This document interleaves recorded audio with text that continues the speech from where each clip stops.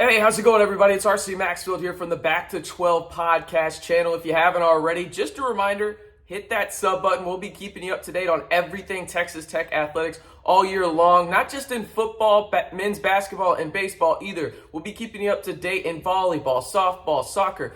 If it's in Texas Tech athletics, I promise we will talk about it here on this channel, so be sure to hit that sub button and turn it from red to gray. Well, let's get into it, though. This is a football video. I will be giving my five bold predictions for Texas Tech football this season, and let's just jump right into it at the running back position. I think Tahj Brooks and Sirajik Thompson will go over 1,350 yards combined, and you're thinking to yourself, RC, that's only 675 yards rushing apiece. That's really not that much, right? Well, it kind of is, though. When you look at recent history of Texas Tech and the running back position, you've had two-headed monsters. I mean, last year was a perfect example. But when you look at production, the last time that a single or a duo of running backs for Texas Tech went over 1,350 yards was one person. It was DeAndre Washington back in 2015 when he eclipsed 1,400 yards. So you look at what Texas Tech has this year at the running back position. I don't think there's going to be one guy barring injury. But looking at history and going to 1,350 for that duo would really allow Texas Tech to take that next step offensively. And I won't stop there at 1,350 either. I think combined, they go upwards of 16 touchdowns. Okay, I think these guys are the dominant duo when you look at duos in the Big 12. I think they both have great seasons in a Zach Kittley offense behind an offensive line that is much improved. Now, let's shift from the offensive side, and we were just talking about the offensive line, to the defensive line and Tyree Wilson. I said this in another video, but I want to hammer it home because this is the one that, if you told me, RC, which one do you feel most confident in your bold predictions of these five happening? This is the one right here, and it revolves around Tyree Wilson. I think Tyree Wilson will lead the Big 12 Conference in sacks this year and finish within the top 10 nationally of sacks. And now, you look at what the last 3 years have done in terms of the leaders in the Big 12 for sacks, and I'm going to look at my notes real quick. You had Oliver from Oklahoma State. You had McDonald from Iowa State. They tied last year for an 11.5 total sacks. Then you had 2020, it was McDonald again from Iowa State in a shortened year, remember, but he had 10.5 sacks. And then in 2019, it was Lynch from Baylor at 13.5. And the reason I wanted to go back to 2019, real quick question, who was Lynch's coach at Baylor on the defensive line? I'll give you literally 2 seconds to answer. Of course, it's Joey McGuire. He was the head coach there, and I think Tyree Wilson will take that next step in the elevation of his game because not only do you have a guy like Joey McGuire who, yes, he will be more of a CEO type guy, but don't get it twisted. He's going to go in there and help individual players and groups as well if needed. But when you look at the success that not only Joey McGuire has had with pass rushers, but also new defensive coordinator Tim DeRuyter, you're shocked by it, right? You had a guy in Lynch who led the Big 12 at Baylor, coached by Joey McGuire, and then you look at DeRuyter's past, and you got Kayvon Thibodeau up at Oregon, who was a top 5 pick for the New York Giants this past draft, and then, just a guy that's going to probably go into the Hall of Fame in the NFL one day in Von Miller, and I'm just stopping there. He has other NFL talented guys that he has coached on the defensive line. I think Tyree Wilson is one of those physically gifted and just dominant players. When you look at him, and the perfect example is that picture at Big 12 Media Day, he looked like he was a grown man and everybody else was kind of like a sophomore in high school at best, okay? He's physically gifted, he knows how to play the game, and he has great technique as well. He knows how to use his hands, and he just knows how to bully people. The big thing for him is who's going to be opposite of him and help alleviate that pressure in the double teams that offensive coordinators on the opposing sideline will be throwing at him all year long. But by far, this is the bold prediction, and you can only be so confident in bold predictions, but this is the one I am most confident in when it comes to the Red Raiders this year. It's Tyree Wilson to finish top 10 in the country in sacks, but finished first in the Big 12 in sacks. Now, talking about a newcomer now, we'll shift back to the offensive side of the football, and I think people aren't talking about the tight ends on this team enough, whether that's Mason Tharp, Henry Teeter, but I want to talk about this guy who was the highest ranked tight end recruit according to 24/7 ever since they started ranking players back in the early 2000s, and that is Texas A&M transfer Baylor Cupp. You look at what Texas Tech has had in the past, decade really at the tight end position, and there's really only one guy that stands out, right?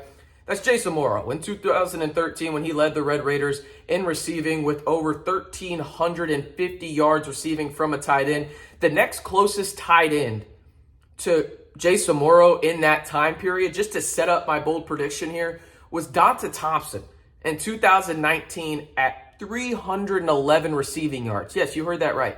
311 receiving yards, more than 8,000 receiving yards less than what Jason Morrow had in 2013. And I get it, Jason Morrow had an historic year that year. But I set y'all up for this bold prediction with those stats by saying this. I think Baylor Cupp will have over 700 receiving yards this season. And why is that a big deal? Well, again, he's the highest ranked tight end recruit ever.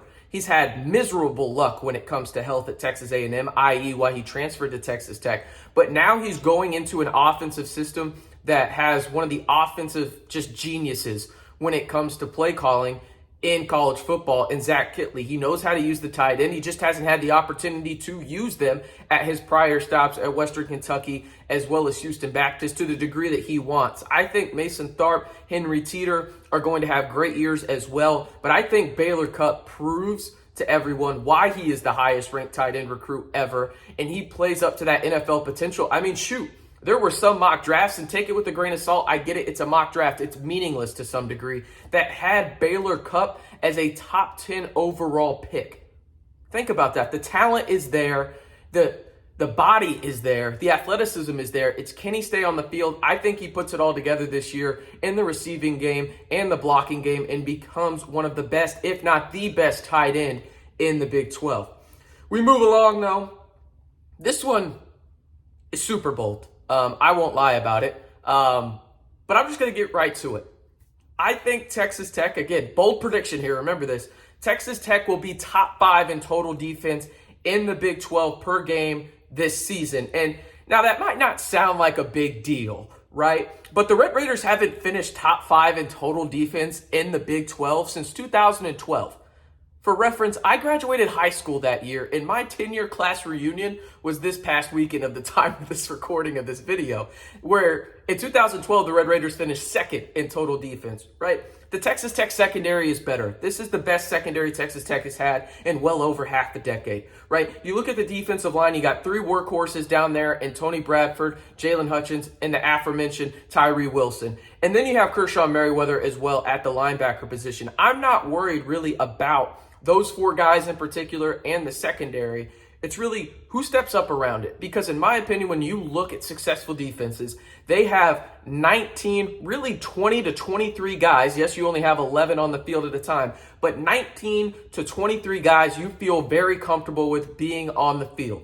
Texas Tech right now, in my opinion, I think they're probably in that 17 to 19 range where I'm like, yeah, I feel comfortable in, i.e. what he potentially could do. We haven't seen it yet, but I feel comfortable right now going into fall camp. And obviously those things can change with him on the field. But the big thing for me is Coach Tim DeRuyter. He is an absolute just force when it comes to defense. Every stop he has gone to, he has improved the defense drastically and increased the turnover margin. And we know about the Take 3 motto here at Texas Tech. We know what Joey McGuire wants to do on defense. We know what Tim DeRuyter wants to do on defense. And it's not a coincidence at all that Joey McGuire targeted Tim DeRuyter to be the defensive coordinator for Texas Tech this season. You look at some of the guys that he's coached just in general, right? At Fresno State, he was the head coach of Derek Carr. He was the head coach of Devontae Adams. He coached the aforementioned Kayvon Thibodeau at Oregon and Von Miller as well at Texas A&M. He knows how to coach star players and get them to their star potential. That's why I'm so confident in Tyree Wilson. But Tyree Wilson isn't the only guy on this defense that I think has star potential. You got a guy in Muddy Waters who has already proved it at a high level in the ACC he can produce. You got Rashad Williams in the secondary. Adrian Fry was a freshman All-American, for goodness sakes. Now, can he build off of that in his final year of eligibility? You got Reggie Pearson, who Wisconsin didn't want because of a health issue. Texas Tech scoops him up, and he's got a huge chip on his shoulder, and he proved why he is a starting safety, not only in the Big 12, but at the Big 10 level as well. You have guys on this team that are talented, and I think Tim DeRuyter gets the absolute most out of them in Texas Tech. In the bold prediction category right here, finishes in the top 5 of the defense points per game, and total defense per game, in the Big 12. And let's go out with an absolute home run. I know this isn't the baseball preview or whatever, so I'm going to use that. But here we go.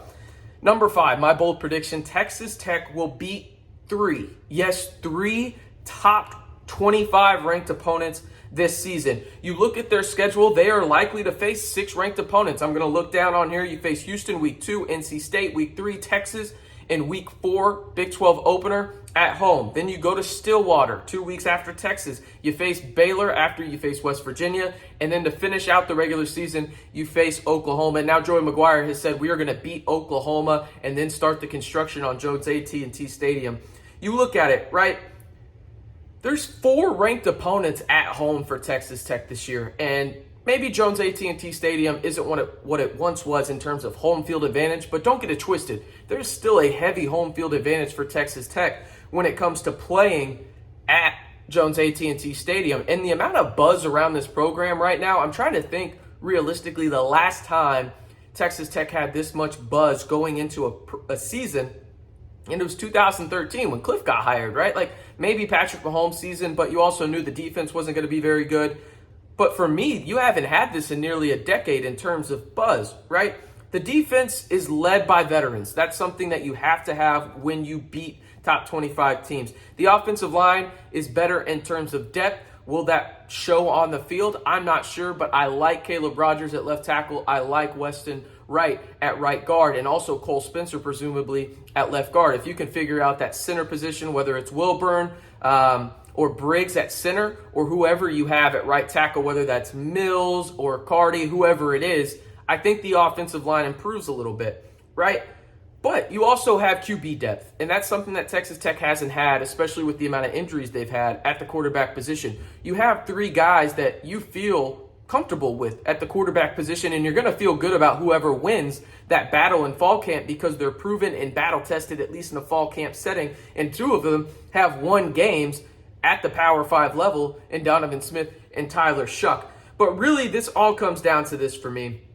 When you think about Texas Tech, it's all about the home field advantage. That's what it is for me. I think that when you have 4 ranked opponents coming to Jones AT&T Stadium, the amount of buzz that you have around Joey McGuire and the program right now, this team is going to get up for every game. The fan base is going to be there in waves to support this program. I am excited to see what happens. And yes, I am predicting 3 top 25 wins for my bold predictions for Texas Tech. What do you think, though? Did I get one of these bold predictions? Maybe it's a little too far-fetched, or do you agree with any of them? Let me know in the comments below. And if you haven't already, again, be sure to hit that sub button, turn that red button gray, and stay in the know on Texas Tech athletics all year long. And if you haven't followed me on Twitter, do so. The link is in the description below to follow me. I'm tweeting too much probably about Texas Tech athletics over on my Twitter. And hey, we'll be back for more videos later this week talking about Texas Tech football as fall camp officially starts out in the 806, and the Joey McGuire era is only about a month away. Thank y'all for tuning in, and as always, stay